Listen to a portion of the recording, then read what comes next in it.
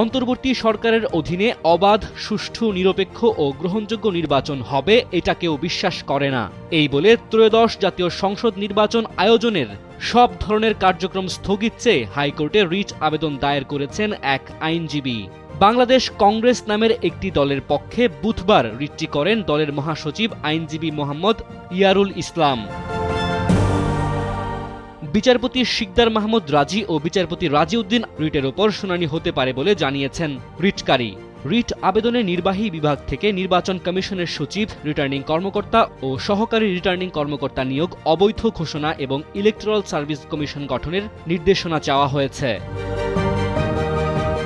Writ আবেদনে বলা হয়, সরকারের নির্বাহী বিভাগের জনবল দিয়ে নির্বাচন কমিশন সচিবালয় ও নির্বাচন পরিচালনা সংবিধানের সঙ্গে সাংঘর্ষিক। বিচার বিভাগের মতো স্বাধীন প্রতিষ্ঠান হিসেবে নির্বাচন কমিশনেরও নিজস্ব লোকবল থাকতে হবে।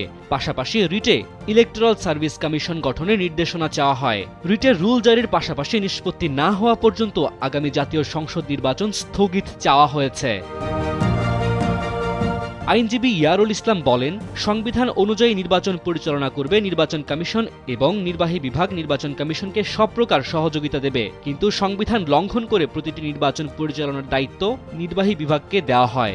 বর্তমানে নির্বাহী বিভাগ তাদের আস্থা, গ্রহণযোগ্যতা ও দায়িত্ববোধ হারিয়ে ফেলেছে বলে দাবি করেন তিনি। এই অবস্থায় রিটে ইসির নিজস্ব লোকবল থেকে সচিব, রিটার্নিং কর্মকর্তা ও সহকারী রিটার্নিং কর্মকর্তা নিয়োগের নির্দেশনা চাওয়া হয়েছে। ডেস্ক রিপোর্ট, সময়ের আলো।